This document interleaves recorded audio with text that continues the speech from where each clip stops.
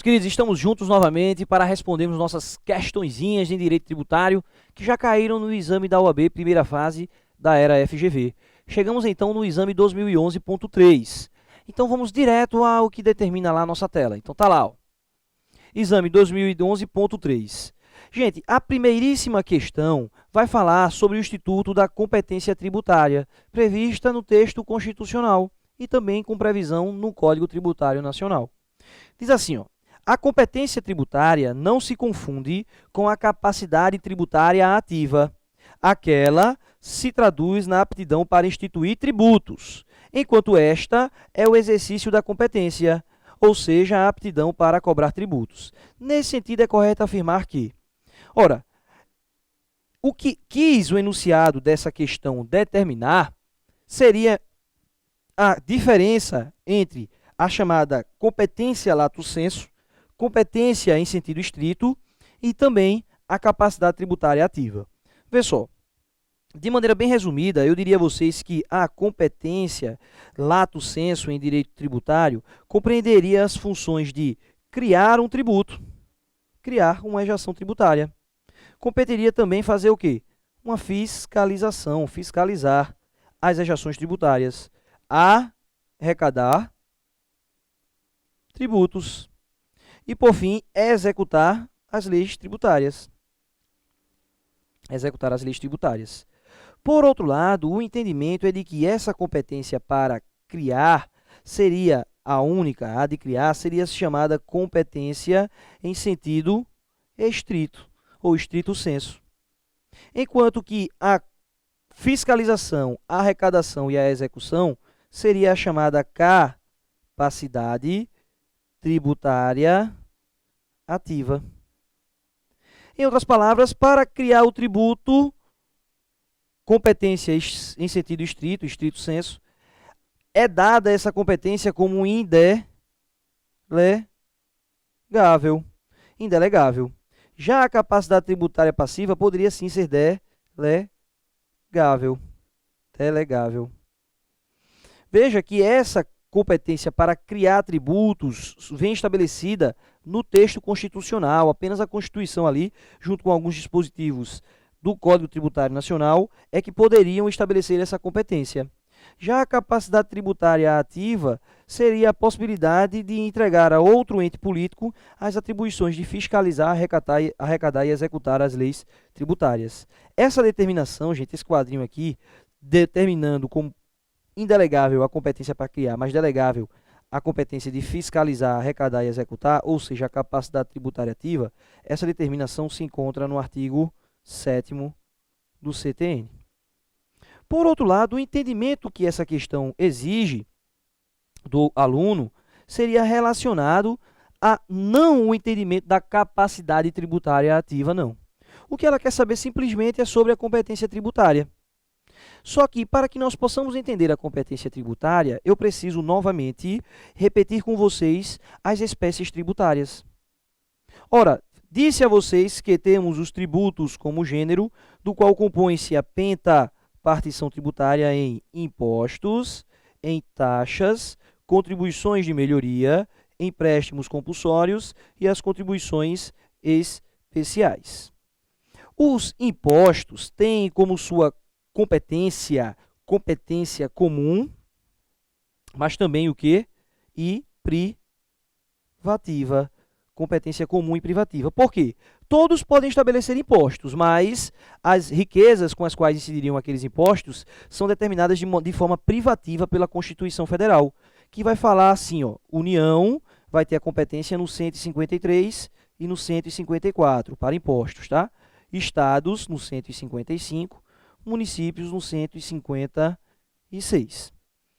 E as taxas? As taxas vai dar-se através de serviços públicos específicos e divisíveis prestados ao contribuinte e postos à sua disposição. Mas pode ser feito por esses serviços públicos específicos e divisíveis, ou então a prestação do poder de polícia, pode ser efetivado por qualquer um dos entes políticos, União, Estados, DF ou municípios. Então a competência também é comum. Contribuição de melhoria seriam obras públicas na qual decorra a valorização nos imóveis dos contribuintes e também tem sua competência como comum. aquele ente político, União, Estado, DF ou municípios, que realize a obra pública, pode cobrar contribuição de melhoria.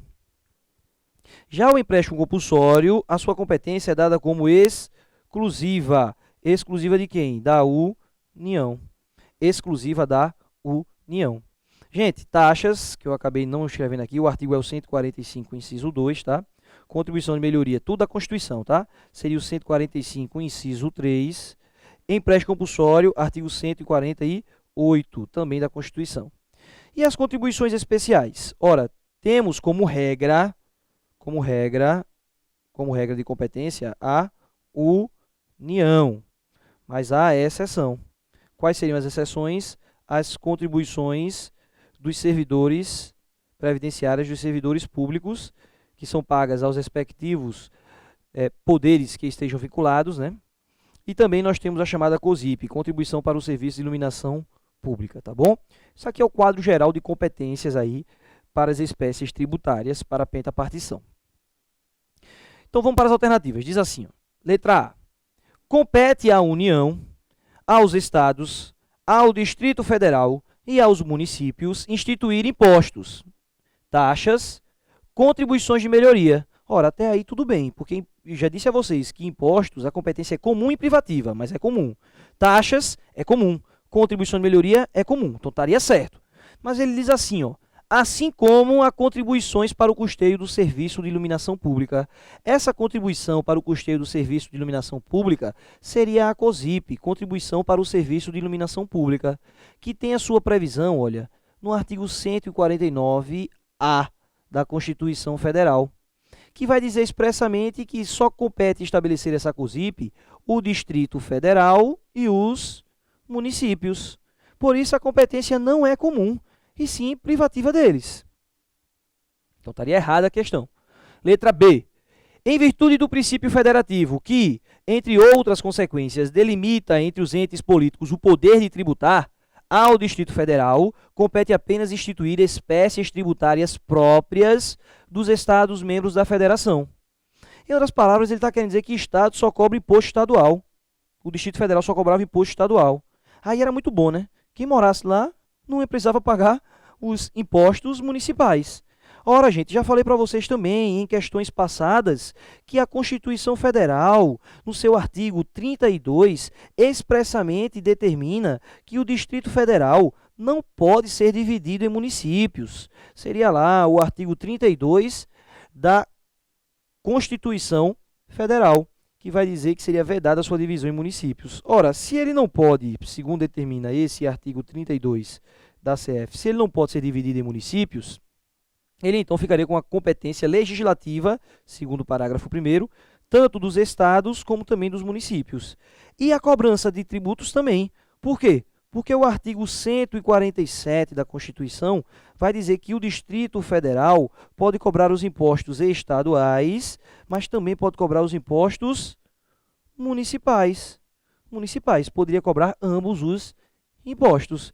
Então, na verdade, estaria errado esse item, porque diz que ele apenas poderia instituir espécies tributárias próprias dos Estados-membros. Nananinonon, também poderia englobar a competência dos municípios.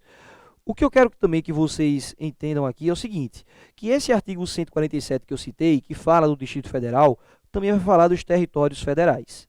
Territórios federais são administrados pela União, já falei isso. Então, a União, nos territórios federais, vai cobrar os impostos federais, que eles são próprios, e também os impostos estaduais. Mas a União pode também cobrar os impostos municipais. Isso se esse território federal não for o quê? Dividido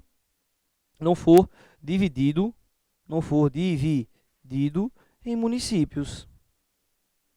Já se esse território federal administrado pela União, claro, for dividido em municípios, a União só poderia cobrar os seus, claro, impostos federais e os impostos estaduais, porque esses municípios é que cobrariam os impostos municipais. Essa regrinha, artigo 147 da Constituição Federal. Então, voltando à nossa alternativa aqui, letra B também estaria errada, porque disse que o Distrito Federal só cobra imposto estadual, mas não, pode cobrar também imposto municipal, tributos municipais. Letra C. A União pode instituir via lei ordinária, impostos além dos previstos na Constituição, mediante dois requisitos, que eles sejam não cumulativos e que não tenham fato gerador próprio dos discriminados, dos impostos já previstos constitucionalmente. Meus queridos, o que ele está querendo falar aqui é sobre aquela questãozinha já explanada também em aulas passadas para a criação de novos impostos. Essa competência residual é dada apenas para a União e tem essa previsão no artigo 154. Em questões passadas, disse a vocês que para a criação de um tributo, temos a regra, a edição de uma mera lei ordinária, o que, cumpridos os critérios e requisitos de relevância e urgência, também poderia ser estabelecida através de medida provisória. Mas em 4 específicas espécies tributárias, a Constituição expressamente determina que só podem ser criadas por lei complementar. A primeira delas seriam os empréstimos compulsórios, previstos no artigo 148. A segunda seria o imposto sobre grandes fortunas, previsto no artigo 153, inciso 7º da Constituição. O terceiro seriam os impostos residuais e quarto, as contribuições residuais. O que o item C está falando é justamente o imposto residual, que é matéria reservada a quê? A lei complementar, que não cabe MP, não cabe MP. Aí diz o item, letra C, a União pode instituir, via lei ordinária, impostos além dos previstos na Constituição, mediante dois requisitos, que eles sejam não cumulativos e que não tenham o fato gerador próprio dos impostos já previstos constitucionalmente. Ora, via lei ordinária, claro que não pode, gente. Essa matéria afeta a lei complementar, porque expressamente o artigo 154, no inciso 1, apenas no inciso 1, reserva essa matéria à lei complementar. Além desse erro grosseiro de determinar que deveria vir por lei ordinária, ele diz também o seguinte, mediante dois requisitos, que sejam não cumulativos, realmente, o artigo 154 pede a não cumulatividade, mas diz que não tenha fato gerador próprio dos impostos já previstos. Ora, não pode ter fato gerador próprio, como a questão está dizendo, e base de cálculo. Então, na verdade, a questão está errada por falar em lei ordinária quando é lei complementar e foi omissa porque não falou base de cálculo. Duplamente errado. Então, por exclusão, nós temos nossa alternativa, letra D, que vai dizer o que para a gente? Vamos marcar logo aqui e ver o que é que ela diz. Em território federal, os impostos estaduais são de competência da União. Caso o território não seja dividido em municípios, cumulativamente os impostos municipais também são de competência da União. É brincadeira, né? Expliquei isso no slide passado. Olha aqui, território federal não dividido em município, ele pega tudo. Já se o território federal for dividido em município, a União só vai pegar os impostos federais e estaduais. Então, expressa a determinação do artigo 147 da Constituição Federal. Questãozinha objetiva, tranquila, direta, entendimento sobre competências, leituras lá do artigo 145 da Constituição Federal, do artigo 147 da Constituição Federal e do artigo 154 da Constituição Federal. E depois é correr para o abraço. Vamos então aguardando aí. Daqui a pouco nós voltamos com a segunda questão desse exame.